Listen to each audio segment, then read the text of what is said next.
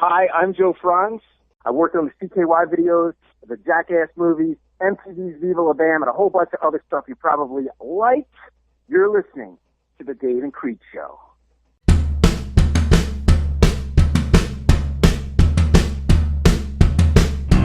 This is the Dave and Creech Show, the only podcast where podcaster CJ Creech and actor Dave Sheridan come together to talk all things entertainment with your favorite entertainers. Want to ask our guests a question? Tweet them to @DaveSheridan or @CJCNOV88, and they may be asked to our guests live on the show. We do have to ask you stay seated during the podcast because this ride may get a little bit hilarious. Now here's your hosts, Dave and Creech. Hey everybody out there, welcome to a very special episode of the Dave and Creech Show. This is episode 52. So as of this episode, we are officially a year old. We've done now 52 episodes. I am Creech. Unfortunately, again, Dave Sheridan will not be joining us as he is working hard to finish his house. He's got until May from the Homeowners Association to get it done. So that's why he hasn't been with us, but it's gave us a great opportunity to have some special co-hosts in the meantime, and I am joined by a very special co-host today, Mr. Oscar Rodriguez. He is a fantastic artist, and I am looking forward to doing this podcast today with him. How's it going, Oscar? I am doing well. How's everybody out there doing? And thank you for having me as your co-host. I appreciate it. Excited about talking about some of the stuff here and you know, doing the show with you. Very excited to have you on the show today to co-host. Huge fan of your work. I know if any of our listeners haven't checked you out, they should definitely do so. There's a lot of people that do art for The Walking Dead, and a lot of them just focus mainly on doing character portraits and this and that. But what I like most about yours is not only do you do the comic version, but you actually do the TV characters in a comic version as well, which just blows my mind. And actually, they all look fantastic. I mean, your Negan is just amazing. I've worked really hard on trying to just create a different kind of style, like you said, you know, just kind of touching base on what you said. You do see there are phenomenal artists out there, and I could shout out so many. I've made a lot of friends through social media. My ideal was, you know, we have fans of the show, and that's my motivation. You know, watching the show.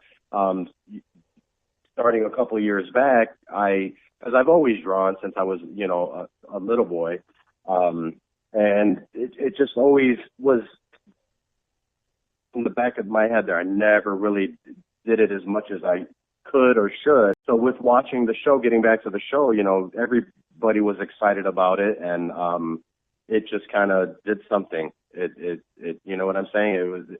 It brought that thing. Because there was a little, when I was younger, that fire was there to draw, to create, to you know, use the reference pieces, use different mediums.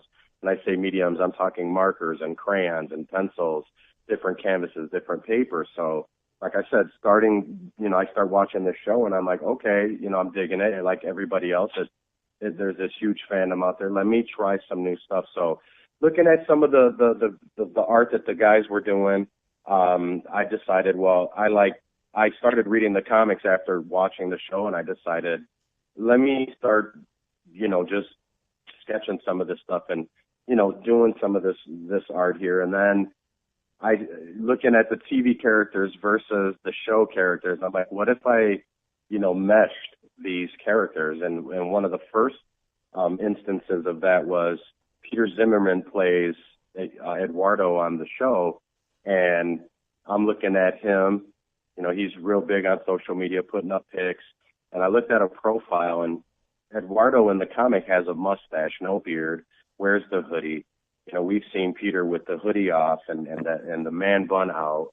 I said, what if I tried to just mesh? I'd take a little bit of his nose and maybe the full beard and that's kind of where it all started, was with Peter's picture. And I just kind of went from there. And the Negan piece, getting to that one, which people have gone crazy for that piece, that was something that I just kind of randomly sketched out the shape of Negan, the bat, Lucille, Negan, in Jeffrey Dean's likeness and Jeffrey Dean Morgan's likeness. And I put it away. I'm like, I don't want to mess with that, because I don't really like to do the sketching. It's there. It just takes such a long time. And I put it away, and it was up underneath my drawing table. And I said, what the hell is that? I'm like, oh, I started doing this. I sat it on the table, ripped the sheet out of where the paper is. I pulled one out, laid it on the table, and I said, I'm going to try to do this. And I worked that face, and when I saw somewhat of him, I said, there it is. And I left it like that. And like I said, the rest for me is just kind of, now I want to incorporate the sketching with, the cartooning or the comic book or comic booking styles and mesh those together. I mean, I still like to do either or, but I'm fascinated with it, and I'm happy that the show was able to bring that out. So I thank you again for having me on and able to talk about this a little bit, because I don't get to share any of the experience with anyone other than, the pics and not what's in my head. So. For sure. And for those listeners who may not be too familiar with your artwork or how to view it, what are your outlets that they can log in, follow, so they can keep up to date on everything?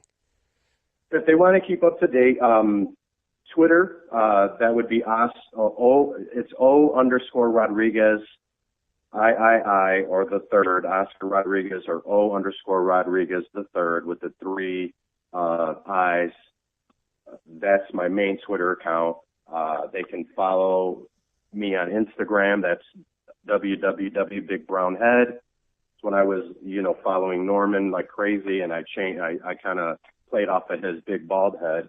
I went with Big Brown Head. So my Instagram, I'm constantly posting there. Again, that's www.bigbrownhead. Facebook, Oscar Rodriguez III. Also, I have my page on Facebook, which is The Draw in Dead, Oscar Rodriguez III artist. And then there's the secondary artist account on Twitter, which is at Oscar's Red Hat. And again, it's Oscar's Red Hat. Everybody knows me as Oscar's Red Hat. I hashtag it. I think if anybody just went on, if they Googled Oscar's Red Hat, you're going to see it all. You're going to find the links to everything. And of course, my website is oscarsredhat.com. So any of those social media, like I said, my webpage, they can find me on Facebook, Instagram, Twitter, even Tumblr. I think I'm Big Brown Head on Tumblr. I post there too. So if they want to keep up to date, those Twitter would be ideal, but you can find me anywhere. I'm putting it up on Facebook a bunch, and my main Twitter account. So, and I would be happy for you guys to come check it out. Exactly. Yeah. And you, like I said, you definitely get everybody on your pages involved, and it's great to see the artwork, because it's just every time I think, wow, I don't see how he's going to top that one. You do it every time. So definitely, if you're listening and you don't, make sure you follow him as soon as possible. You won't regret it. Yeah, the funny thing, CJ, I never tried to top myself. I'm always just trying for the next. And even you mentioned the Carol pick earlier. I started, drawing that, it was such a rough draft. And once I started putting the shading in there, forget it. I even made my mouth drop. I'm like, holy, there she is. And I was trying for subtle, not like, hey, this is a sketch of Melissa McBride or Carol, and it just came out amazing. So I think, like I said, if I just keep it going, I surprise myself and surprise these guys out here. I like to call them my friends, but I know that I have fans loving the art. So exactly. Well, I guess now would be after we've talked to your fabulous artwork. And Thank you. yes. Now we've got a couple of news items to talk about today. Most of these are probably wind up being decently short. It's one of those, I mean, other than, unless you follow politics or stuff like that, you know, I mean, there's always something happening there, good or mostly bad, but there was very little on the weird front this week. I don't know why. They kind of let me down, but the first thing I noticed was this story that kind of caught my eye. Basically, a man in Pennsylvania got arrested by the police for wearing a Drunk Lives Matter shirt. And that really wasn't the crime in and of itself. He was drunk driving while doing it. I don't know. Is that something we would call like ironic? Is that irony or is that like reverse irony? Because that's pretty amazing. It's a St. Patrick's Day shirt. Again, like you said, drunk lives matter, and he gets arrested for drunken driving. Yeah. I mean, like, he fully committed. He went in on that shirt. That shirt was apparently his beliefs, his code. And he got arrested near St. Patty's Day for wearing a bright green Drunk Lives Matter shirt and drunk driving. So that would be something along the lines of the poster child for the drunk driving movement? Or, I mean, that had to be the most brilliant. When you sent it, I read it, I'm like, this is amazing. Like, that never happens. Stuff like that never happens. Like, but it happens. You know, usually when you see mugshots, usually the thing that stands out is maybe they look completely tore up, their hair's crazy, this or that or another. But you know, this guy looks decently normal, but he's got a bright green shirt, and you know, just happens to say "Drunk Lives Matter." Shirt. It's almost like a statement. Maybe, like, I could even see maybe this guy got arrested in a different shirt and put that on as a statement in his mugshot. Yeah, that was an amazing story. I mean, it was a short story, like you said, but just the I don't know what to make of it. I thought it was a brilliant story. I mean, the name. Did you read the name? Can we put the name out there? We can put the name out there. We could let everybody know his name was Elwood Gutshall. Mr. Elwood Gutshall, wearing his Drunk Lives Matter tee, gets arrested for drinking and driving. I think we could just put an exclamation point there. Perfect. Exactly. I'm even like contemplating actually maybe naming the episode of this podcast after his name. Yeah, we could do that. That would be ideal. And we could. That's brilliant. Yes, I second that. Let's do that. Well, as you wish, and so it will be. I will definitely make this happen, and he will get a little extra fame out of his both out of his clothing choices and lifestyle choices. Now, on the next one, actually, the more I think about it, I probably should have led off with this one since, you know, I was gushing over how amazing the Negan drawing is. As anybody, you know, who's been watching The Walking Dead has seen, I mean, Jeffrey Dean Morgan has been crushing it on the show, like killing it as Negan. You couldn't ask for a better actor. You just couldn't ask for anything better. I thought I was going to hate the character after reading the comic books and watching the show and leading up to the intro. I am Team Negan all day. I just had to put that out there. I don't know if there's going to be anybody upset by it, but I love everything about the show, but this dude is amazing. So that's my 2 cents on Jeffrey Dean Morgan. Exactly. And the thing that surprises me about him was, I mean, when they were, you know, we knew Negan was coming, and before they had really announced casting, I mean, I had all these different choices in my head. I didn't even think about Jeffrey Dean Morgan until they announced him. And then once they announced him, I was like, why didn't I think of him sooner? I mean, he's just a tremendous actor. And yeah, like, his charisma just makes you, even though Negan's such a rotten character, you just can't bring yourself to fully hate him. And you get it out there. There's a lot of people, I hate Negan. They'll look at, I'll put the piece up and I hate Negan. I'm like, have you watched the show? Have you read the comic books? Have you seen, the dialogue, the way they write this character? And I know there's a lot of ad-lib and improv. Whatever he touched this character and it's just golden. It's A+, man. I love it. And like I said, I wanted to, like everybody else, I wanted to not like Negan, but I liked Negan in the comic books. I loved everything about the character, and I didn't know, like you said, there were so many options out there. Who are we going to cast? And reading on the internet, they tried this, they auditioned this guy, that guy, this guy, and why would they have went anywhere? This was it. He's it. He's Negan. Exactly, and now he's, while still doing Negan, and I'm sure plenty of other film roles, they did just announce this week that Jeffrey Dean Morgan is joining the cast of the upcoming film Rampage with The Rock, who's a tremendous actor as well. And I'm kind of split on this because the cast looks stellar. They do have a lot of other good names involved as well.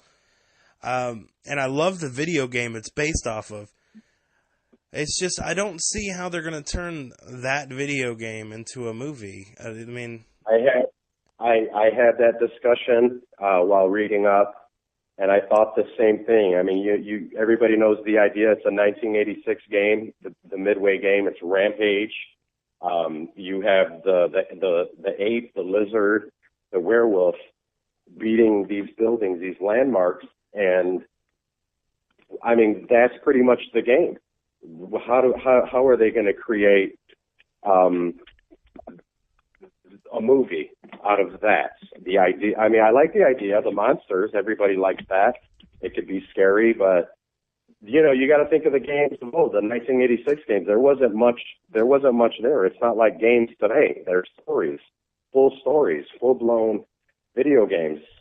These were simple graphics, simple ideas. So I'm with you too.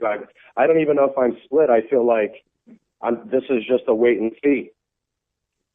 Yeah, because I can't figure out a way to approach this movie because they've already made Godzilla and King Kong, which basically already takes out two of the ways they could go with the giant monsters. But if it's just. I don't know. I'm trying to think. Is it going to be straight up horror? Will they try to make it a comedy, kind of like Pixels? Well, can I jump in? I did a little bit extra on it because I wanted to be ready. I watched a little something. I read a little something with the director, and he basically says that people will be pleasantly surprised because it's going to be serious. And it's going to scare you. But there's not much of a backstory for the game. Like I said, you pop that cartridge in, and because they were cartridges back then, right? Boom. Or you put a quarter in the machine, and you're climbing that building just beating the hell out of it. So even with people that remember it, you can't associate a story with it. So they have to create this whole new story. But again, the cast there's a lot, we have The Rock, Dwayne Johnson, you have Jeffrey Dean Morgan. That's exciting in itself.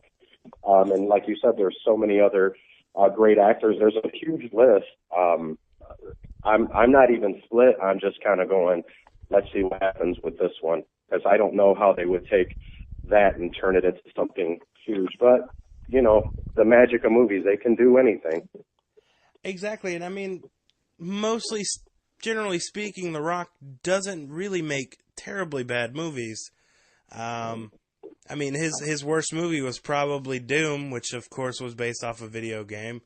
But are we going to talk about it or no? We can talk about Doom if you choose. We don't have to talk about it much, but you mentioned it. I said, oh no. Again, I love Dwayne, The Rock. That was, no. that's a yeah no for me on Doom. But one of the things you can't say about him, and like I said, I've done my research because I'm an avid reader when it comes to entertainment news and things like that. He is one of the biggest money makers as far as when they put him into a movie. Even if, you know, back in the day he was co-starring, and now he's of course huge and he's main star.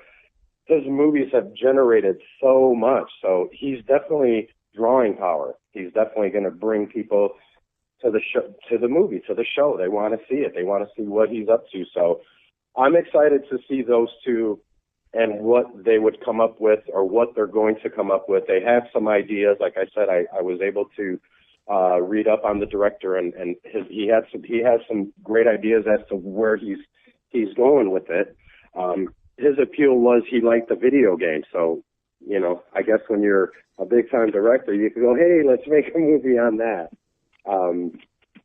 But yeah, Doom. Yeah, no, that's not a great movie. Not a great movie.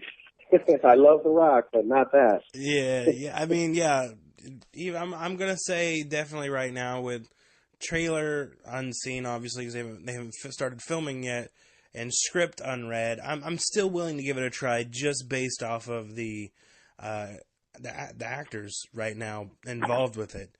I mean, The Rock can pretty much get me to watch anything. I mean, because I'm totally against a Jumanji remake or sequel, but I will definitely be seeing it because The Rock is in it.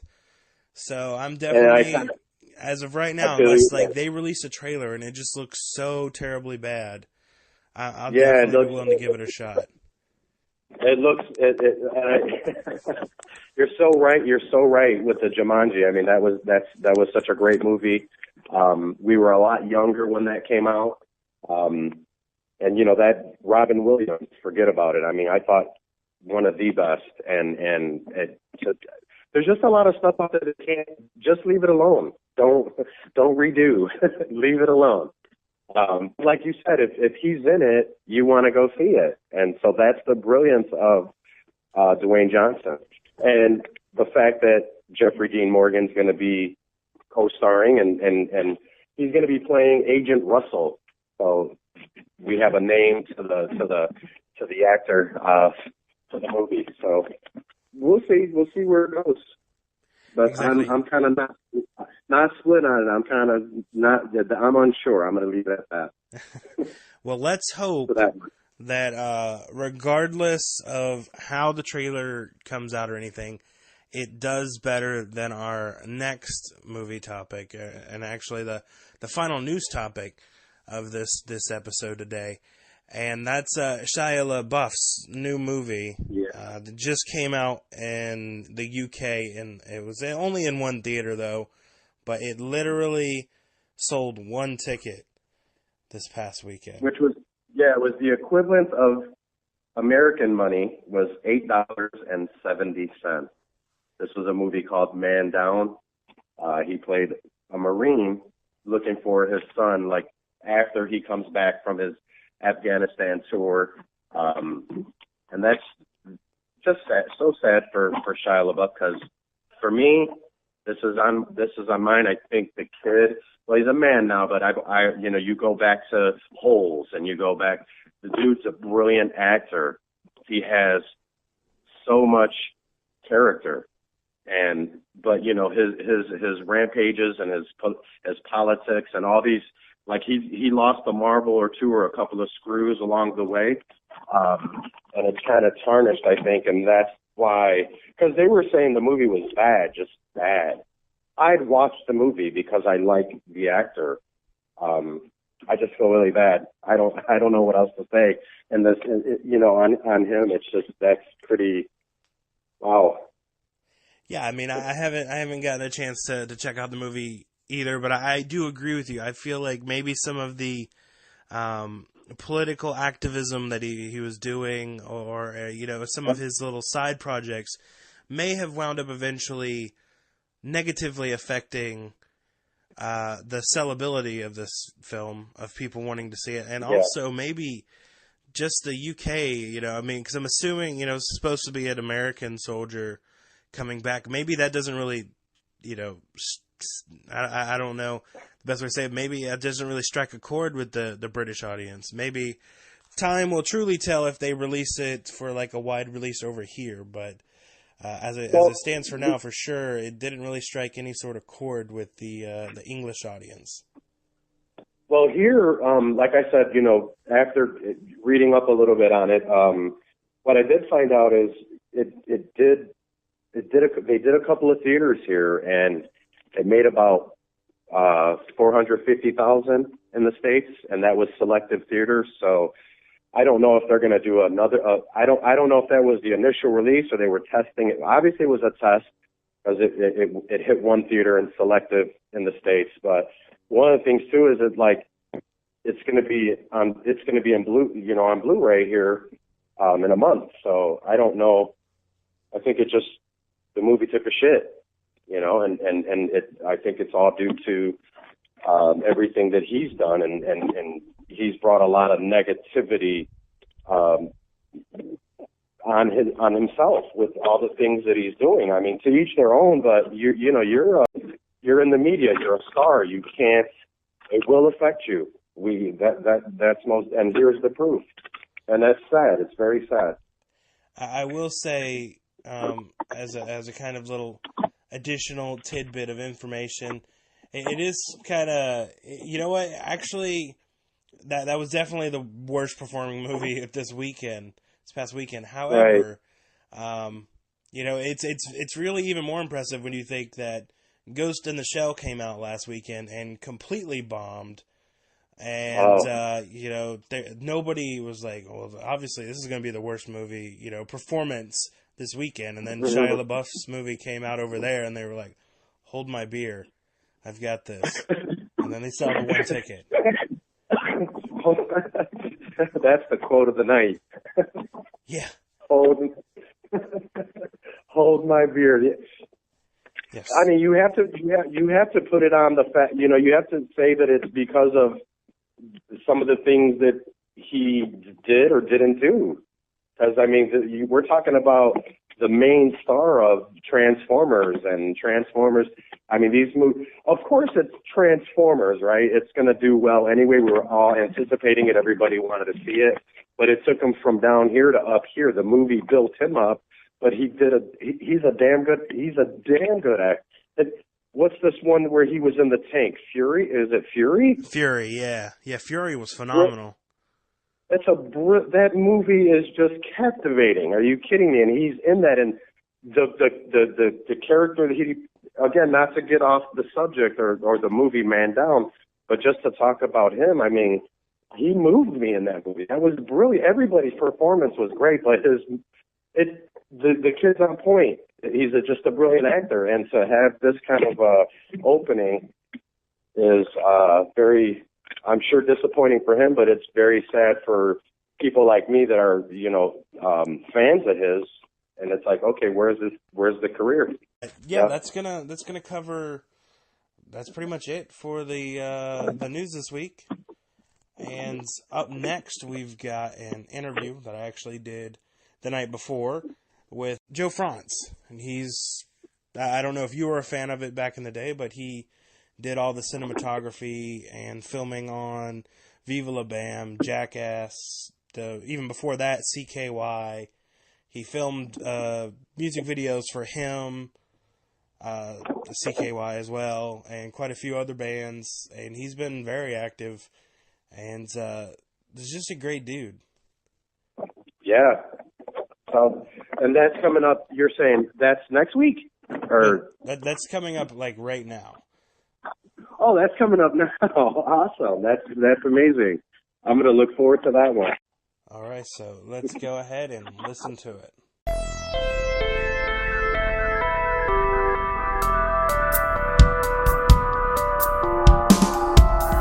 First off, thank you for joining us on the Dave and Creech Show. Obviously, it's just Creech here today, but Dave is thankful that you're able to join the show for us today. Yeah, my pleasure to be here, and we don't need that guy. And you know what? If he thinks he has better things to do, like building a house, a nice place to provide for his family so that they can live a comfortable lifestyle rather than talk to us, that's on him. Very true. Obviously, we That was loud thunder. Did you actually hear that on your side? Yeah, so you got a big storm over there. What is it? Hurricane season down there, huh? It's actually not even hurricane season. That's the weirdest thing.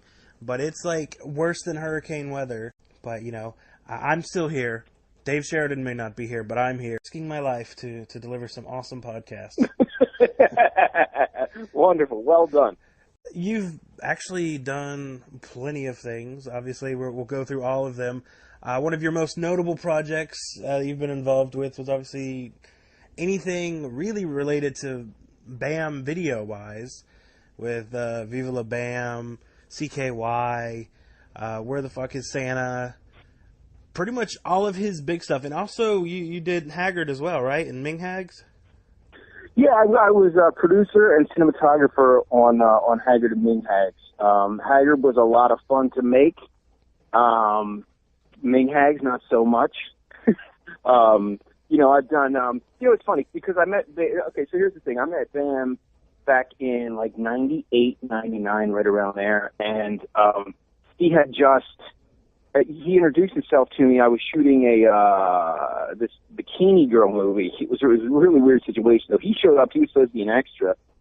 He was like, I don't know if you ever heard of me. My name's Sam. I just got signed to be a professional skateboarder, and I want to make this music video for my brother's band. And so we hit it off. So I did this, you know, the CKY videos, and then we did the movie Haggard. We did MTV's Viva La Bam. I produced his show Unholy Union. We did a bunch of projects, a lot of music video stuff, hit music videos and documentaries for him, Clutch, CKY, 69 Eyes. You know, I do mainly network TV stuff, produce and shoot for National Geographic, Discovery, Travel Channel, Spike TV, MTV, that kind of stuff. So you were like a connoisseur of videography, pretty much.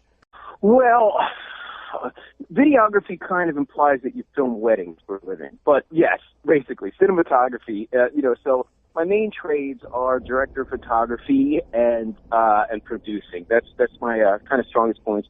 I kind of consider myself a filmmaker. I guess you could say, though, that I'm really an artist. You know, a lot of people are like, well, which one do you concentrate on? Like, you know, you write, you do, you know, you produce, you shoot. What do you focus on? I don't really like to limit myself because once you do, you kind of pigeonhole yourself and you only do one thing. You know, so for example, if I'm going to produce and someone else is doing the shooting, they have the benefit of knowing that I know what they're going through and their limitations. You know, so it's like some producers who don't know how to shoot, they put all these demands on the director of photography. They work the whole crew to death. Conversely, if I'm shooting a project and there's a producer, I've done his job so I can communicate to him more effectively. You know, I love to write. Okay, so, you know, I wrote a movie called Where the F is Santa. I wrote part of the movie Bam Margera's Ming Hags. I co-authored Brandon Novak's Dream Seller, which means I actually wrote the goddamn book while he was shooting up heroin. And we're doing a new graphic novel. I wrote and created a graphic novel project called the Brandon Novak Chronicles, and it's our upcoming release. The book is currently half done in mid-2017. Yeah, I saw that. You're now doing crowdfunding for that, right? And I know there's different levels and incentives for anybody who wants to contribute. Like there's signed illustration and all sorts of great stuff. Novak can do your outgoing, I believe it's your phone message, or he can send you a video message. Yeah, well, the thing was, you know, I was like, we needed funds to get the printing done and to pay the artist, because so far he did half of the book for free, and he was like, dude, he's a German guy, brilliant guy named Emmanuel Koch. So if you're on Facebook, hit up Emmanuel Roxy Koch. You want to friend this guy? He's awesome. He's a brilliant German animator, sculptor, artist, cartoonist. He does a cartoon called Heavy Metal Maniacs. It's a big hit all throughout Germany and Europe. And so anyway, he was like, dude, I love working on this graphic novel. I love working with you guys, but I'm about to get kicked out of my fucking apartment. I need I need advance. So we decided to do a Kickstarter, and it's on, if you go to Indiegogo and you just type in the Brandon Novak Chronicles, you'll see it. And I hate people that go do those things and ask people for free money. That really pisses me off, because it's like, who do you think you are? Like, these people, your average fan of your work, you have to give to them. You know, like, you can't go ask them for free money. It's bullshit. Like, they're generous enough to love and support your work. So we wanted to give out items that were very special to people. One of them, the featured item, is a portrait of the CKY crew hand-signed by all the surviving members. These aren't like stamped on autographs, you know, printed on.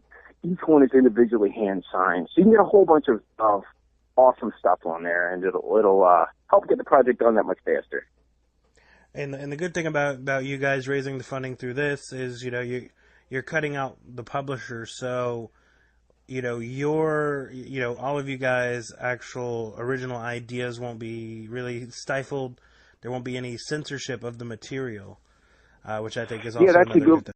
Thank you. Yeah, I mean, that's a good way to put it. It's like, you know, these are true addiction stories. These aren't made up little anecdotes. These are all true graphic stories. And if you've had the fucked up life that Novak has had, you know, lying, cheating, stealing, he's prostituted himself for heroin money, you know, all kinds of gritty, dark tales. There's also some very funny stories in the graphic novel as well. But anyway, the subject is his addiction.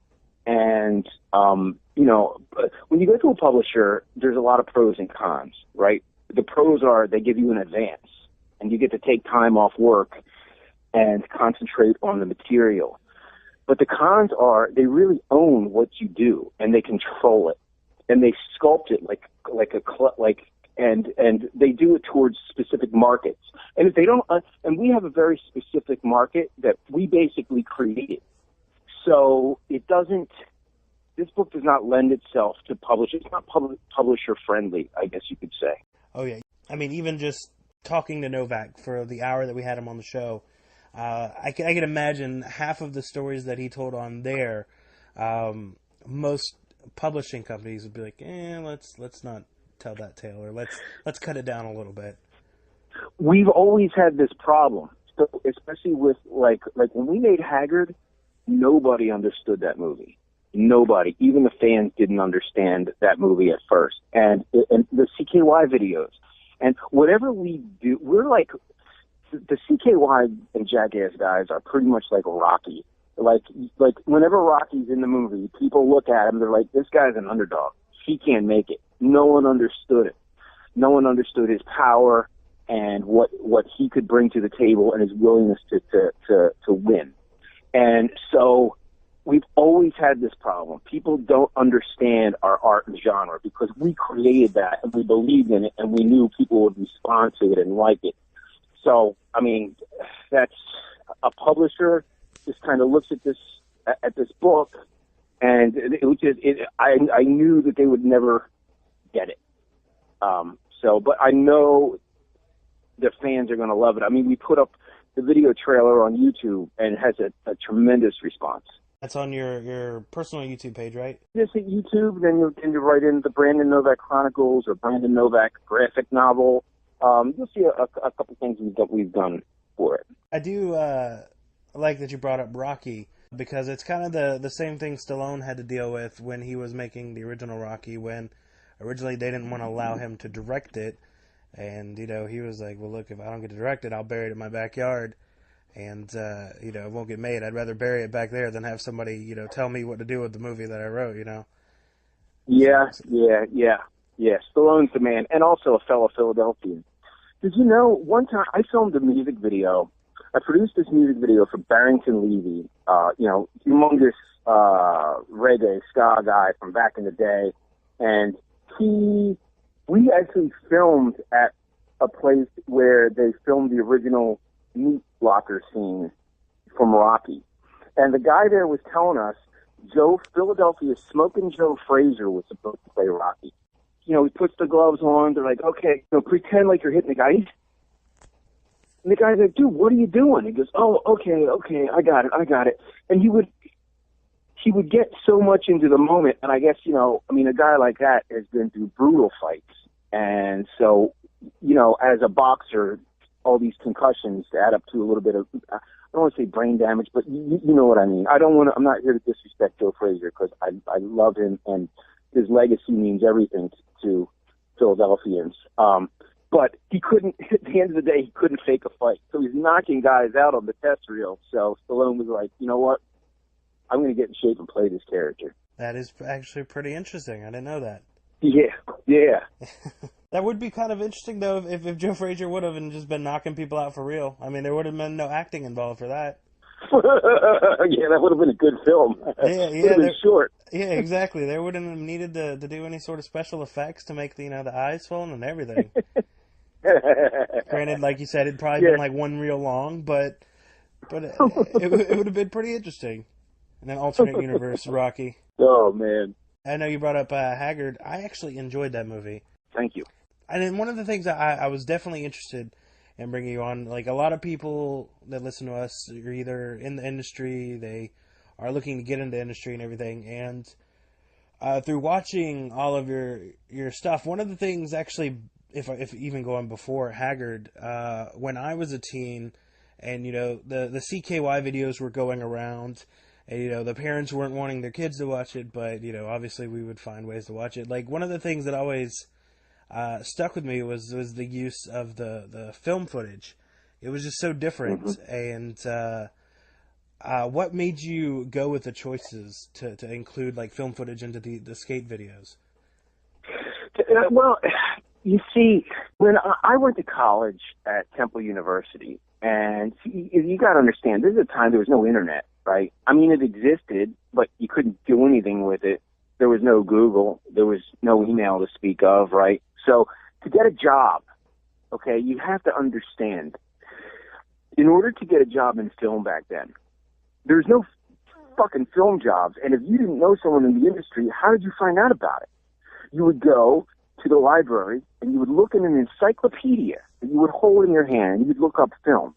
And then you eventually move to the card cataloging index and the periodical, or the how you find the magazines back then. You're looking at old microfiche, and you're looking at old issues of Time magazine, interviews with Steven Spielberg and George Lucas. You know, that's how you find out about film. So the way you got a job in film was you would leave. In 2 days, the newspapers finally made it to Philadelphia. And then you would go and get your hands on a New York newspaper, and you would look through the want ads. And they would have, like, production assistant, independent film. Then you would write a letter, and if you're lucky enough, they have a fax machine. And you give them your resume. So it takes another 2 days to get there, and then you never fucking hear back from them. By then, the job position is filled. So I needed to do something that made me, and I didn't know anybody. I couldn't get a job. I was a college graduate. I had a good GPA, and I could not get a job filming weddings. So I got a job in a photo lab and learned, I was like, what's the one thing that is indispensable? Someone who can shoot film. So I learned everything I could. It took me 2 years to learn everything and put a reel together. I bought a little handheld 16 millimeter Bolex, and I shot a demo reel and got a job at NFL Film Labs and got the film process for free. I mean, film is astronomically expensive. Okay, so if for a reel that went through that Bolex is 100 feet of film. Okay, so we're talking 3 minutes of film. To shoot that and get that transferred to video cost about $400. And this is 20 years ago. So it's doubled. Now, can you imagine having that kind of expense on minimum wage trying to get your reel together? Right? Oh, yeah. Yeah, that would be crazy. That was my whole thing. So I was a very keen cinematographer. I mean, I was, you know, in the whole East Coast, people began to seek me out. because I knew everything about it. There was no one better than me at shooting film. I mean, you had the union guys and all that stuff, and and the guys who were actually doing big films, but these are all union guys, and they all needed assistance, and they needed all kinds of money. I could get the same quality they could get on a small camera with with a small set of lens. Everything I needed could fit in a backpack, and in that backpack, I could get the same quality as anyone else in the industry. So I had my act down. So that's why Bam found me originally, was because Bam saw the value in shooting film. He loved the way it looked. He knew it was special. And he knew how precious every second of film was that went through that camera. So it's like when we would shoot those CKY videos in Haggard, when that fucking camera was going, you had to make it count. It's like you're doing a shopping cart slam, or you're doing Ryan Dunn's doing a crazy stunt. He's jumping off a building or whatever. You knew you had to fucking make it awesome and get it right the first time. And it was so special. When you could hear that fucking movie camera go, brrr, you could hear the motor, brrr, it was on. So that was originally why I started working with Bam and the CKY guys, was because my specialty was film. And I'm sorry to give you such a long answer to a simple question, but in today's world of digital technology, where pretty much anybody can pick up a high-def camera and film. If you film enough footage these days, even with all the settings on automatic, you're eventually going to get something that looks pretty good. It's a whole different world now. Oh, yeah. I went to school for film, or college for film, about 11 years ago, and I had a friend who actually just recently went into the same thing, and now they're not even using film.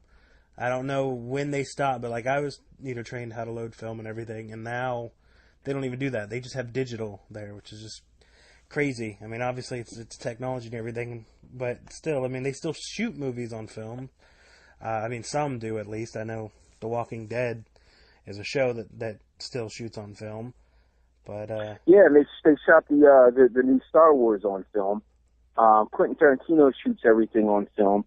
Film has a richness and a texture that still can't be matched with digital. And a lot of people think I'm this film purist guy. I'm not. I think every medium has its applications, so I'm not against digital. I use digital all the time for my TV shows. If you're shooting a reality show, you need to, Although I have shot the only film on a reality show ever when I did MTV's Viva La Bam. We did all the montage stuff in film. That was a lot of fun. We had some good times working on that show. That definitely came through in the show itself. I was nearing the end of my teenage years when Viva La Bam was on, but it was a great show.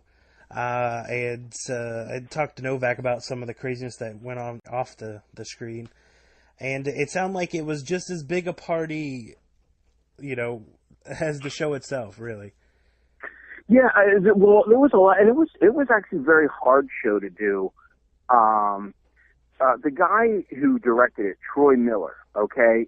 This guy, he did Mr. Show. He's a big HBO guy, and just, a brilliant visionary filmmaker was Troy Miller. And Troy was such a good-hearted and such a generous person that he had some people around him, very unfortunately, who were so much less talented than him. They were hardworking people, but a lot of them came from, how can I say this, a world where manipulating people and treating them poorly, they felt they could get more out of them. And it's kind of an older way of making shows where you come in, you're this hardline producer, and you kind of yell at everybody and you treat everyone like shit. And so, Troy, as amazing as he was, he thought, I think that he had some people around him that, took advantage of Troy's generosity. And when he wasn't around, they would do a lot of very manipulative things towards me, Rab, and Rake, and so there was a lot of hard things about working on that show, and so it made us stick together that much more. You know, it was funny because all the LA guys and New York guys said, "Look, this is show business. This isn't show friends," and we would say, "Dude, you just met the fucking show friends. Like, we are the show friends. Like, business is secondary to us. You know, you can't separate us by trying to pit us against one another. That's not going to work." You know, and it was hard. A lot of times it was hard to combat. It was stressful. It was very stressful. Yeah, I can only imagine that. And then all the traveling that the show had you guys doing as well. Oh, I loved the traveling. I did. I thought it was great. Again, Troy Miller he didn't care about the bottom line. Like, he wasn't in it for the money.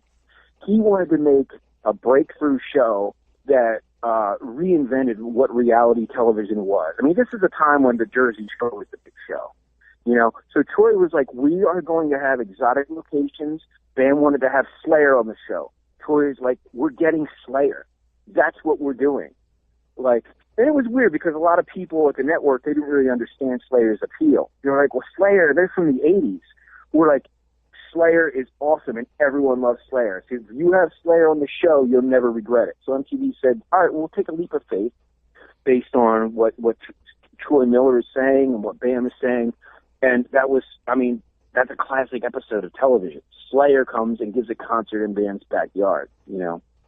So Troy wanted to always experiment with different camera techniques and different, and so he took us all around the world to make that show, and I had a lot of fun. You know, it was definitely a one of a kind experience. It ran for, I believe it was 5 seasons. Is there any special memories, that stick out more than others? I would say there's just so many stories. We'd have to, and I would say the best stories probably, I would probably get in trouble if I repeated some of the best stories.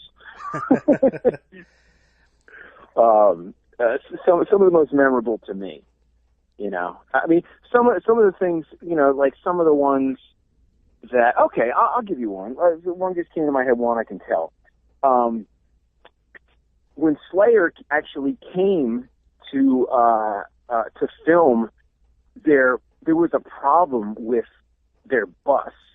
So it's like, they were at they were at the airport. They got picked up from the airport, went to the hotel, and then their bus was late, and then it broke down, and Rake was hosting them. So it's like Rake-Yan is going to pick up Slayer, and he was so humiliated that he was the host, and he was supposed to greet them and bring them there, and everything went wrong. He was so fucking pissed off. It was great. And to see Rake angry is awesome, too, because no one gets more angry than him. Oh, yeah, especially, with all the hair and everything. Yeah. Visually, it's aesthetically pleasing. Now with Viva La Bam and CKY and all that, I mean, obviously the family had the crossover with Jackass quite a bit. I mean, I know Johnny Knoxville was on Viva La Bam, and then obviously when Jackass 2 and 3D and even the Jackass World Takeover, Bam, and a lot of them were involved with that.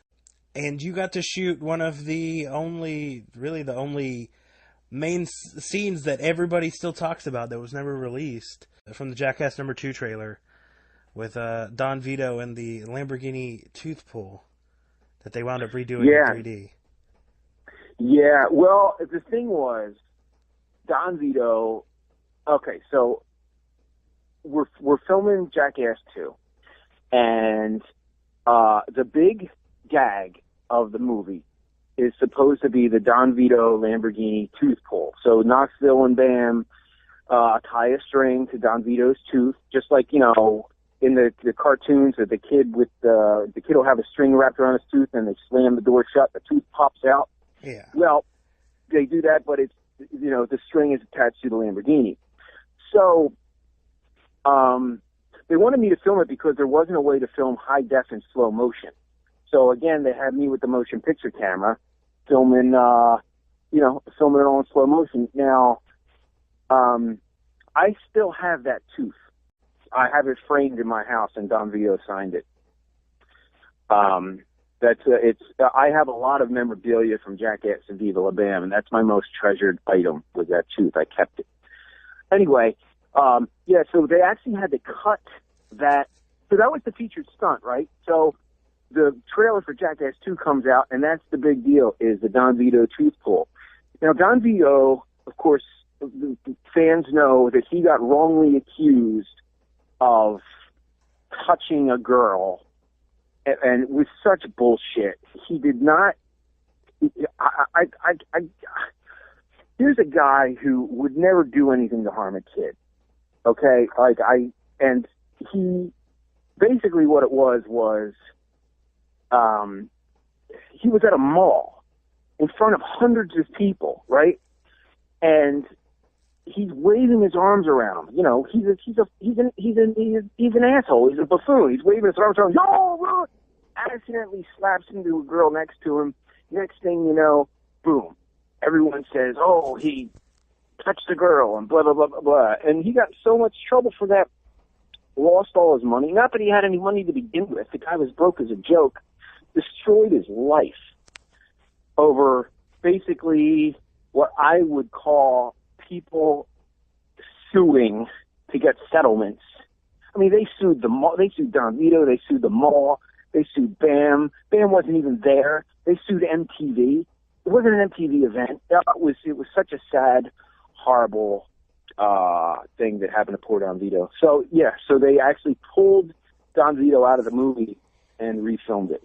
Yeah, very sad show business story. Really is. Yeah, that is. And I know that, because of that, I know he passed away before he was even allowed to, quote unquote, play the character anymore, because they wouldn't, as part of the thing, he couldn't do that in public, which is their lawyers had, in order to sue MTV, even though MTV had nothing to do with him accidentally, as he's waving his arms around, slapping this girl, in order to sue MTV, the lawyers went and said MTV created the character of Don Vito.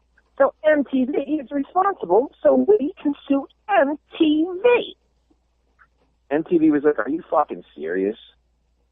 Are you fucking serious? That's how fucked up our country is, really. I mean, with these frivolous lawsuits, it's terrible. Anyway, I'm going off on a fucking tangent right now. I'm starting to get pissed off, so I'll shut up. Let's talk about something more pleasant. Yes. So, definitely. That it was definitely a travesty. And obviously that footage will probably never be released. But you did get to actually film it again in 3D. Now, I believe that was shot on the Phantom Cam, right? So Jackass 3D was interesting because we filmed I didn't film Jackass 1. Bam wanted me to do it, but I was busy making Haggard at the time, and I wanted to get Haggard done. I was like, dude, I have to work on Haggard 70 hours a week. I would love to film Jackass, but I need to get Haggard done. Like, I can't take 6 months off this movie. It needs to come out. So I did Jackass 2, 2.5, Jackass 3D, and 3.5. And so when we did Jackass 3D, it was a thing where the other Jackass films were all shot guerrilla style. And so everyone wanted to do one in 3D because it was such a cool new thing. The 3D technology had come a long way. And I remember that the studios were just like, dude, you guys can't use this state-of-the-art equipment and not hire all union, So it was like, so everyone was like, okay, fine. So we had some beautiful, everything was just state-of-the-art 3D. And, you had different cameras some were so big, they took 3 people to lift them. Like, they actually had to live on, like, a wheeled dolly, some of them. And it was a big thrill to work on that film. I also did another 3D television show called Hillbilly Blood. And it was weird because it wasn't long after we filmed Jackass 3, and in like 18 months, the technology was all handheld. Like, you went from humongous cameras that it took 3 people to lift to something you could hold in your hand with a 3D screen. You could literally see the 3D on the screen as you're filming it. It was crazy. Wow, that is insane. Yeah. Was there any certain challenges that you would say you faced shooting in 3D? Because I know we've talked to some people who've done... No, it's you know what? Everyone seems like it's a big mystery. Okay, so when you're rocking a camera, you got your zoom, you got your iris, you got your focus, right? Well, there's one more thing on there. It's called the convergence. You know, as long as you know where your convergence is at, it's fucking fine. Everyone acts like it's this big mystery. You know, it's easy as shit. You know, it's like a mathematical equation. It's like you look at the distance of the object and its relation to the foreground, and you just adjust the dial to a number. And if you learn the formula of foreground to background and distance of the camera in relation to those things, just fucking put up a number on a dial. It's easy. I don't know why everyone actually. It's so weird. You know, as a cinematographer, I work with some other cameramen who seem like such a mystery. And I guess for me, cinematography has always been a gift. Like, I have a perfect sense of composition. Like, I can look at an object and know exactly where the camera should be placed to get a great shot. I know exactly how far away to stand. It's very simple for me. It's like a gift, you know. So I work with other camera guys. They make it seem like the biggest mystery. It's such a pain in the ass. It's like, just point the fucking camera at the thing, get a good shot, and let's move on, for fuck's sake. So weird. But, you know, everyone has a different way of approaching their art. So who am I to judge? With the next question, obviously, really a frequent collaborator to Jackass and CKY, and, you know, a good friend of yours, Brandon Novak. How did it come about? Obviously, because he was in and out of rehab and in and out of Baltimore. What was the starting point for you coming in to help basically ghostwrite A Dream Seller? Okay, so April Margera, Bam's mother, had a dream that Novak had a book out and a movie out. And it was weird. So there was a lot of downtime when we were making MTV's Viva La Bam. You know, you had to wait for the tech guys and everyone setting up the lights, and you know, there was that show had a lot of moving parts, especially with the art direction. There was always some big apparatus or some big gag or some build scene. So while we were waiting, Novak would entertain people with his stories of living as an addict on the streets of Baltimore. And slowly everyone starts saying, man, this should be a book. This should be a movie. And April had this dream, and she came to us and said, man, I had a dream that I had a hit book. It was a bestseller. And so Novak started, it was like, I can't write. I've never written anything.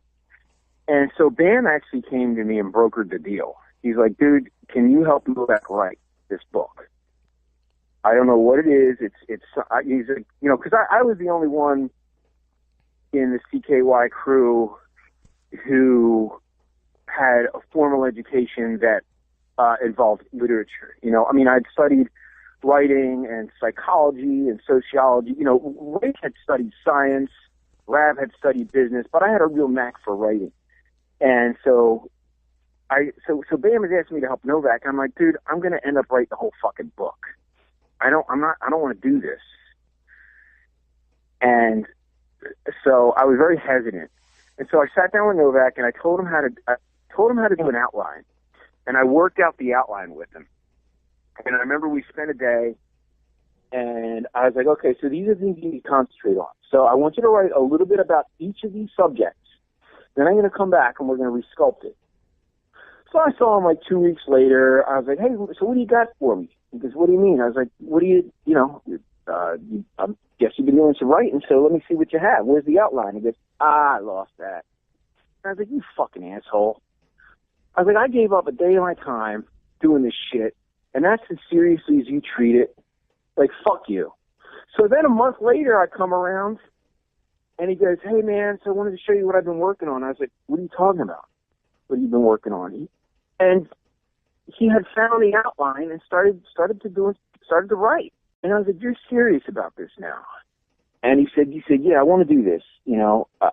And he had been doing a lot of writing. So through a series of interviews, I wrote down a lot of his stories and also took what he had written and sculpted that in the Dream Cellar. And for the first half of it, he was great.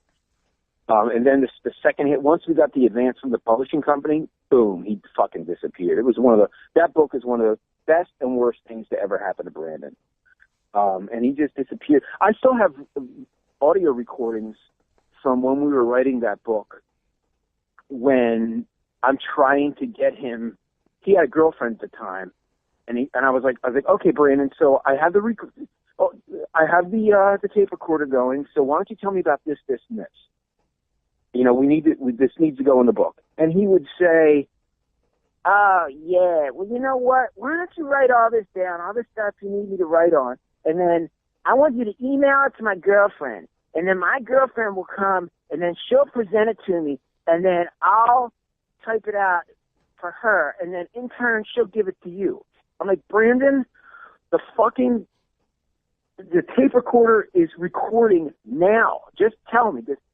You know, I just need time to. He would just go through so much work to avoid working on the book. It was so fucking frustrating.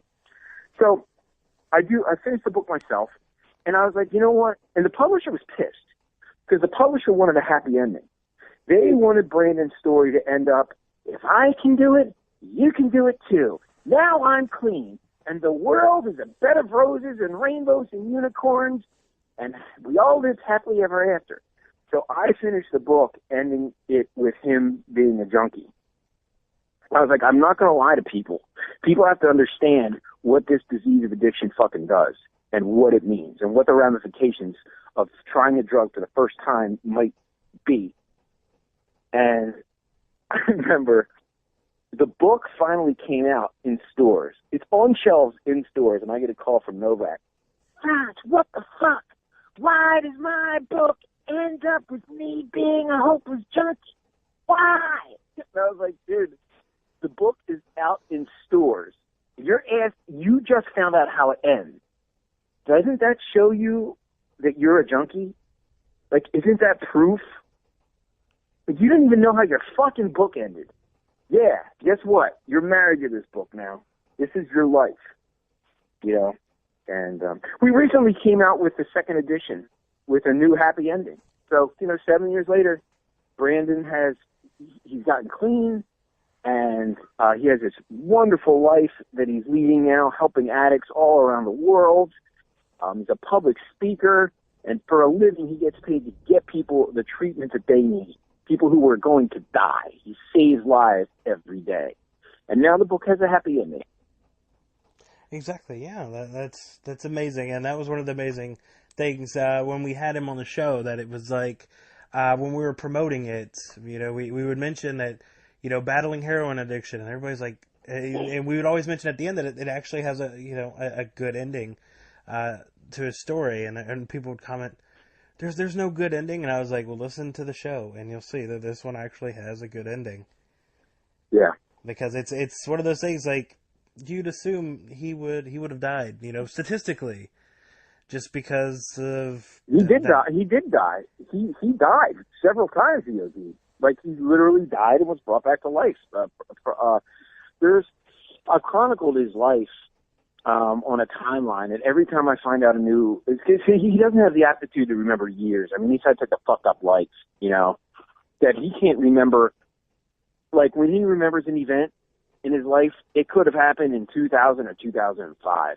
Like, it really doesn't. So whenever I find a fact that I can track down to a specific date, I write it on this timeline. And there's half a dozen ODs that I can track to a specific place and time, and there's another 4 to 6, I forget how many, that I can't figure out when they fucking happened. But yeah, he's OD'd multiple times. Yeah, and when you're speaking of that, I know he mentioned on our podcast that when you were, putting together this timeline, since he himself couldn't remember it, you also had to depend on his arrest records to help place dates and times on certain events. Yeah, those were actually extremely helpful. At first, I did it, and you know what? That's one of the things we still have to do. It's like, it's weird. It's like I work on this stuff all day, every day, and it's like one of the things I want to do is just record him and go through each one and just say, what happened here? What happened here? All right, possession with distributed intent. Here's what happened. Here was the date. Here was the arresting officer. Here's where you were living at the time. So yeah, and the thing about his addiction was it was an analog world, and that's one of the challenges is if he didn't keep like a piece of paper from his like court record, a lot of that stuff is gone. It's kind of fun though to play detective and to go back and interview people and find records and I mean we're always finding out more information about his life, which it was crazy I never would have guessed that this much research would go into the life of someone who's not dead. Right. It's like, this is how you find out stuff when someone's already dead, like a historical figure. Like you look at the sign-in books of hotels and stuff like that. You read how they do research on dead people. It's like, I know this dude. He's my best friend. And it's like, we're still figuring out details about his life. That is crazy. Now, another thing that kept you busy in the past decade, up until a couple years back, was Radio Bam, and you were a regular guest on there. How is it? I can't remember exactly if you were on the episode that it did happen, but I know Novak and Bam and everybody were the first radio show kicked off of Sirius for him banging out prostitutes live on the air. But was there any other highlights or personal crazy stories from doing Radio Bam every week from, I think it was, 2006 to 2013 or something like that? Yeah, I mean, Novak was... Radio Bam was the first show to get censored on Sirius Radio. So it was like this new thing. Oh, it's all uncensored. You can talk about whatever you want. Howard Stern was talking about for 2 fucking years. He was talking about, it's completely uncensored. You can say whatever you want. We got censored. They cut our live feed. So, and it was Novak and me and Missy and Bam, and we were talking about herpes. And we were talking about, and it was clinical. I mean, we were talking about how you contract herpes and how, we weren't talking about it in the most clinical way. We were saying, dick herpes can become mouth herpes if you put your mouth on a herpy dick. But still, although we were using curse words and stuff, it was educational because a lot of people don't know this kind of stuff. So we were discussing that, and all of a sudden, we got a call from Sirius. They're like, dude, we cut your fucking feed. What are you doing talking about herpes?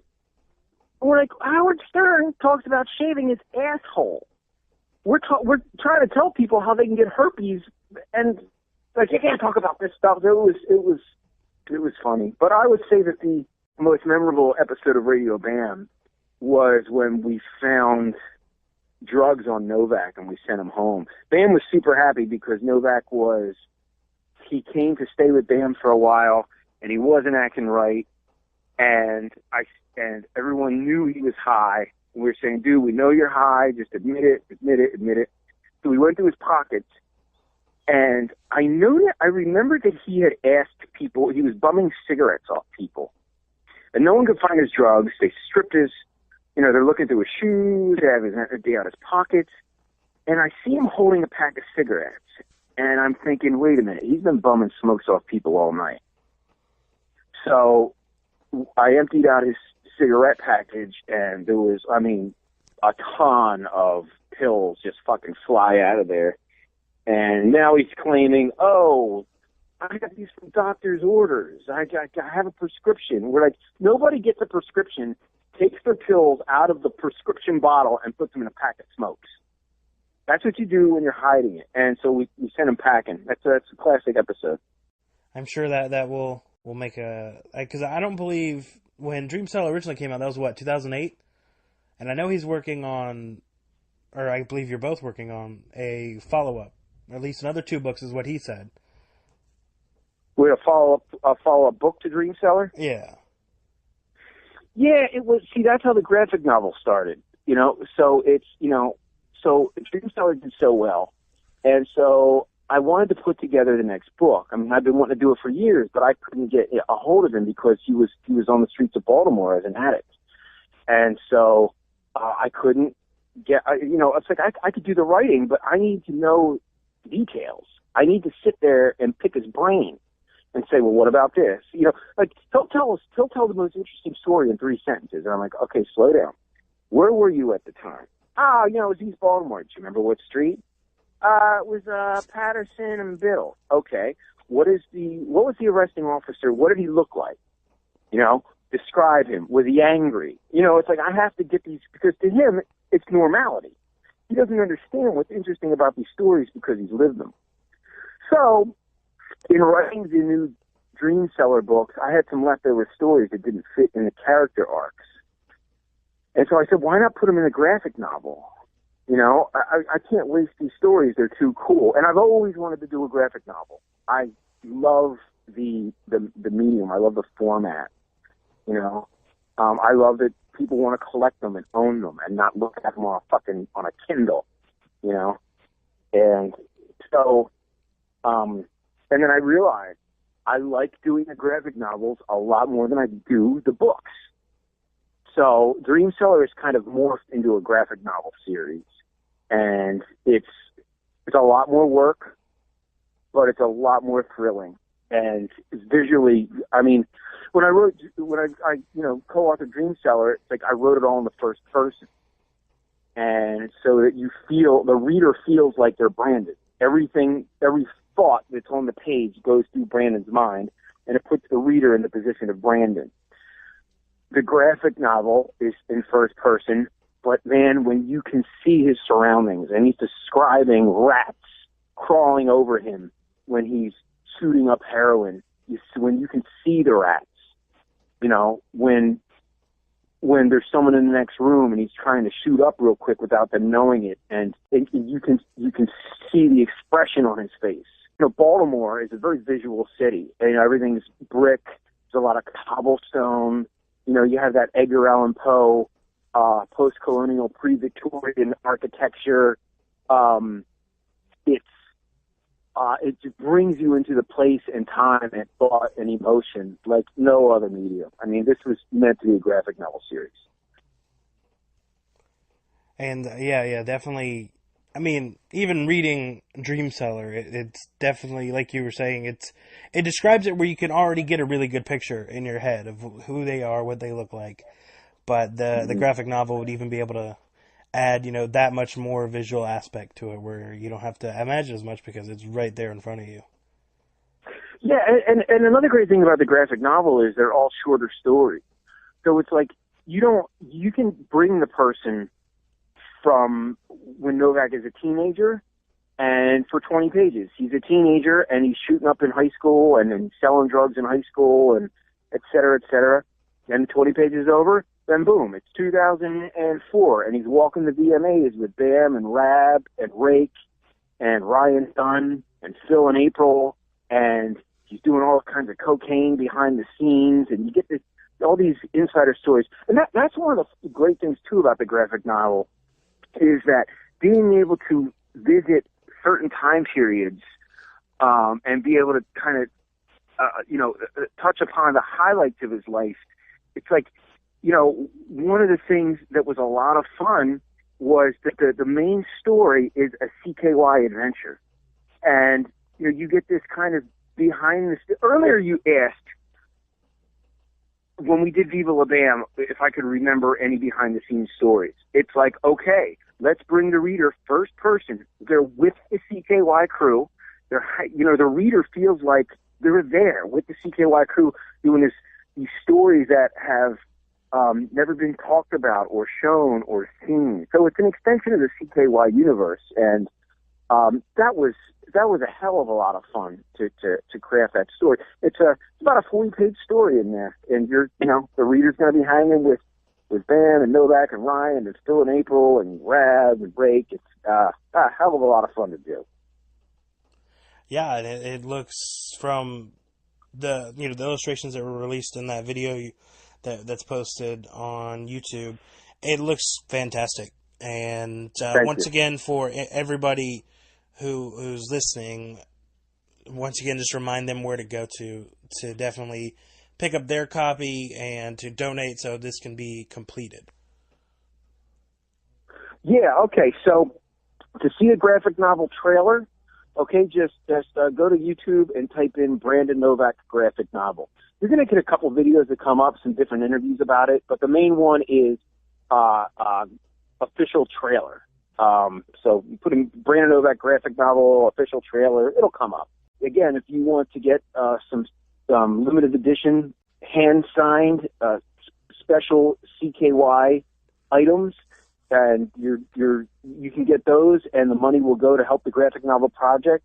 Just go to Indiegogo and type in the Brandon Novak Chronicles, and you'll see it all. And actually, you can see the video on that page, too. And, again, there's some really great items on there, and the money's going to go towards printing and bringing the graphic novel to completion. It's one half complete already. Awesome. And I know you mentioned it before we started.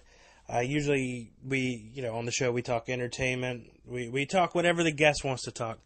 And you did have a special request so that you wanted to talk about exes.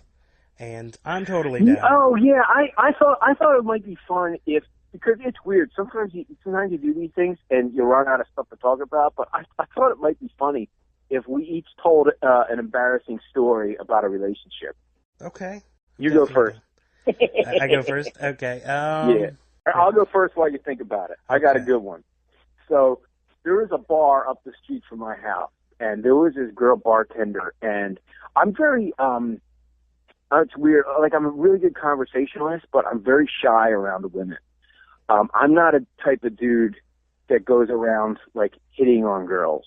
I just don't do it. It's weird. Like I got this one friend, and he's, like, short. He's kind of dumpy. He's kind of heavy. I'm not going to say his name. He doesn't have a good job. He doesn't have a car. He's always with beautiful women.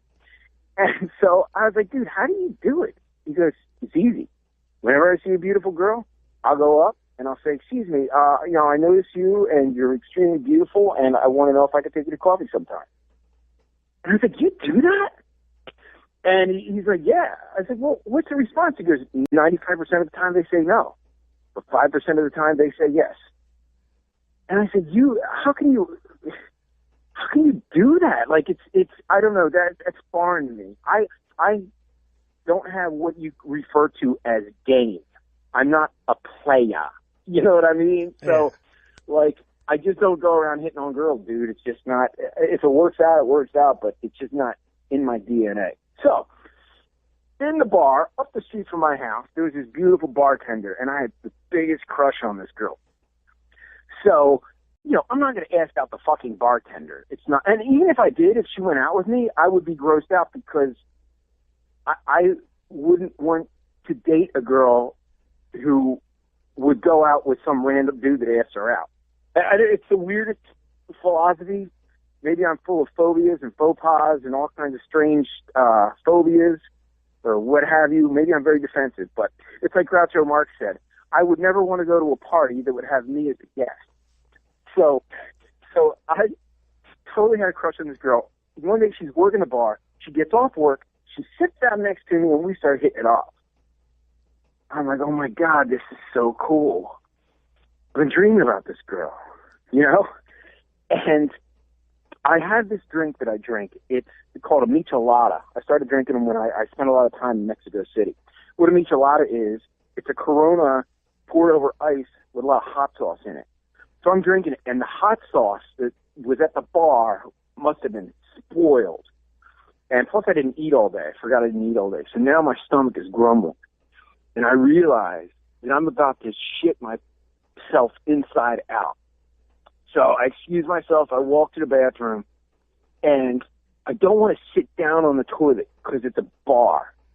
So I bend over halfway, and everything splatters all over the wall, right? So now I'm like, oh my God, there's no way this is happening. So it's a unisex bathroom.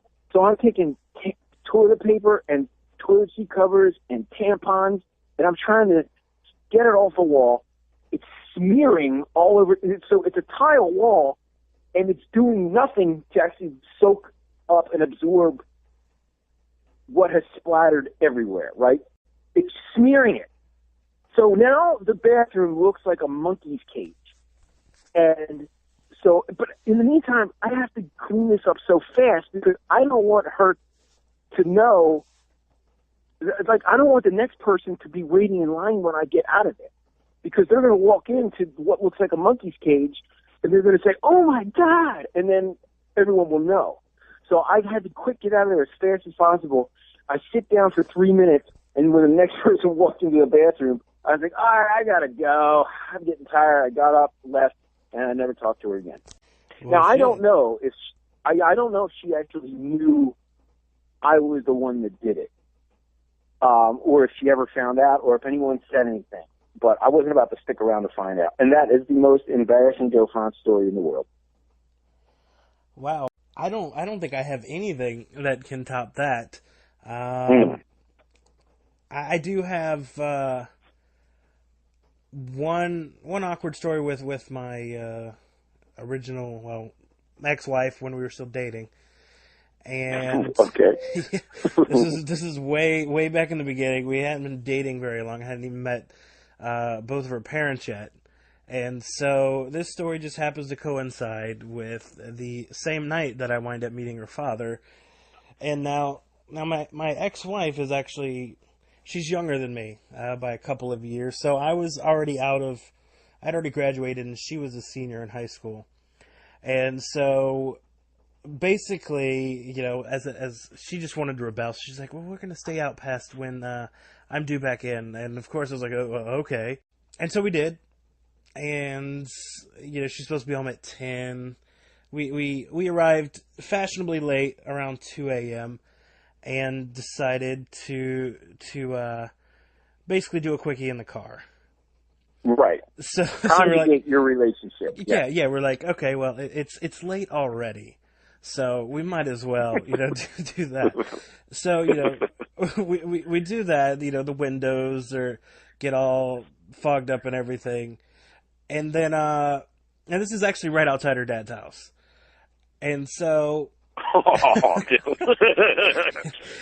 Which makes it that much more scarier, but somehow that much more fun. Exactly. It's the added thrill. But yeah. So what we did, I don't know, I still to this day can't figure out, but why I did it. But after we finished, I was like, obviously it looked like the inside the car of Titanic. There's all the handprints and everything on the windows. And I decided that, I was going to be a gentleman and not make her walk from outside of her the cul-de-sac she was in. I was going to pull into the driveway. Now, I had never been to this house because I picked her up at her mom's. So I'd never been to this house before, so I was like, okay, let me turn left into the driveway, not knowing that there was a ditch on both sides in between the driveway. So I immediately send the car right down into the ditch, right outside of her dad's house. Oh man! No other choice but to wake him up when he's already pissed that I had got her home late. But then we definitely smelled like sex, and obviously looking at the car windows and everything, he could tell that there was probably something else that happened too. And then he had to use his car to pull mine out of the ditch. All the time, just giving me this evil death stare. It was horrible. Oh, dude. Oh man, you got to smile and shit your pants and wipe it out later, man. Oh, dude, that is. Now, what is she doing the whole time when her dad is helping you pull the car out of the ditch? How was she acting? She was as far away from me as possible. She was slowly, for the most part, inching her way to the door. Like, maybe if she got inside the house while he was doing that, he would forget that she was late. Or maybe, you know, she could sneak in the house and go to her bed and quote-unquote fall asleep, you know, whatever. But so she was she was slowly just backing away, which was just making everything 10 times more awkward, because it's like, I wanted to initiate a conversation to make it less awkward, but at the same point, I felt like initiating a conversation might make it more awkward with all the circumstances surrounding it. Oh, man. All right, here's one. Now, this actually didn't happen to me, but this happened to a good friend of mine back in the early 90s, right? So I'm a Generation X guy, you know what I mean? And we have a lot of crazy stories that, like, don't really involve cell phones, texts, anything like this. But this is just a great... Okay, so a friend of mine is going out with this other friend of mine is a chick. Now, they were conjugating their relationship in her bedroom. Now, her parents don't know that he's there. The parents actually don't even like him. And so she is expressing to him that she can't finish, right? So this girl can't have an orgasm. And she says, listen, I need you to go to sneak in my parents' room and get the back massager. Now, he's horrified at the fact that, number one, he needs to use the vibrating back massager that the parents use. And, dude, I've known enough girls to know that nobody gets a back massager to massage their back, right? So, right. You know, and he has to sneak in their room while they're asleep. So she says, don't worry, it's right in the closet as you walk in. They're both sound sleepers. They both snore. You will never wake them up. Now, in his mind, he knows that she has done this before and probably sent other guys in there, which is horrifying him, but he does it anyway. So then he brings it, and it's one of the ones you have to plug in. So now he has to sneak downstairs in the basement and find an extension cord. When he's down there, there's one on top of a set of shelves. You know, every handyman has a basement full of shelves with, like, nails and stuff on them. So the cord is on a hook, but the shelves aren't secured to the wall. So as he pulls the cord, the shelves with all these heavy tools and objects fucking falls. And it was enough noise to wake the dead. The parents ran downstairs to the basement.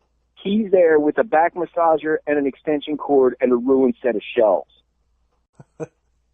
Jesus. Oh, the humanity. And with that, I think it's time for me to go. It was a pleasure to talk to you.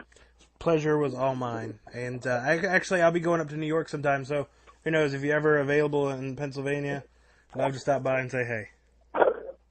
Dude, that'd be great, man. We should go for some beers or something. Hell yeah. All right, fucking A, brother. I'm going to get my mom some dinner. It's almost 10. All right, man. Have a great night. All right, sexy. It was great. Hey, thank you so much. Not a problem.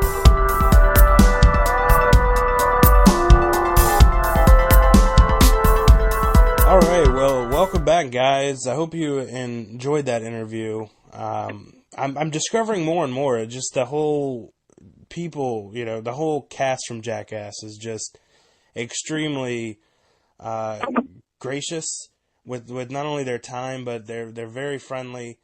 You know, I met Bam a while back, and we've had Brandon Novak and now Joseph Frantz on the podcast. It was just a great interview, and obviously Joe's welcome back anytime. Now, before we go, Oscar, is there anything else that you would like to give a shout out to anybody out there? Anything you'd like to mention? Well, I'd like to definitely shout out Undead Walking. They're fan-sided. Susie is one of the bloggers with them, and she's become a really good friend of mine, and I just wanted to say hello to her and thank you for everything she's done. She's helped me out with the webpage. Adam, he's there, brilliant writer. These guys constantly are posting. The cast that they did, like I said, the cast of the show, The Walking Dead, they've been amazing, especially Peter Zimmerman, Xander Berkeley, Elizabeth Ludlow, James Chen, of course, Seth Gilliam. And I thank you to you for having me, being able to do the co-hosting with you. This is, like I said, I'm still a little nervous. It was very fun and exciting, and I hope to maybe do it again and be able to not be so nervous. But yeah, that's where I'm at. Awesome. Yeah, for sure. Yeah, it's been a great time doing this co-hosting. And like I said, even though in one way it sucks, that Dave's not able to be on here, especially episode 52, and then even the past 4 episodes. We all understand why. He's been documenting his battles on getting this house made for the last year on this show, and he's near the home stretch, so he's trying to get it knocked out. But it's given me such a great opportunity to bring in people. 2 weeks ago it was my daughter. And last week it was somebody I did podcasting with before I did Dave and Creech. And, me and you've been talking for a while about getting you on the show, so we're finally able to make it work, to have you on this week. And I think next week is Christopher Berry, the savior that got blown up by Daryl with the rocket launcher. And hey, I'd be more than happy to have you back on the show. Oh, I would definitely come back. Like I said, it's first. I've done some of the podcast stuff. I did a few. It's nerve wracking at times, but I am a people person. I like to get out there. I like to have a good time. It's just when you get put on, you're put on that spot. It's like, all right, I don't want to say the wrong thing. I don't want to do the wrong thing. But again, I'm grateful to you. Thank you so much. Shout out to you, CJ. Thank you for the wonderful video. Thank you for being a friend. Thank you for thinking about me. You came back at me after, a little bit of time and said, hey, you want to do this? Anytime you want to, you want to have me on, I'll be more than happy to, be there. And tell Dave I said, what's up? He's awesome, by the way. All right. Well, I want to give a shout out quickly, obviously, to all of our listeners. Thank you guys for listening. And, thank you again, Oscar. And I will see you all next week with our next special co-host. I don't know what the interview is going to be yet, but I've got so many that I've already done. I'll figure it out at some point and post it on our Twitter. So that's a wrap for episode 52. Thanks, guys, for listening to us now for a year's worth of podcast episodes. It's been a phenomenal time. There's many more where that's, came from. And we're looking forward to blowing you all away for year 2. Thank you for having me for year 1. I appreciate it, guys. Shut up and sit down.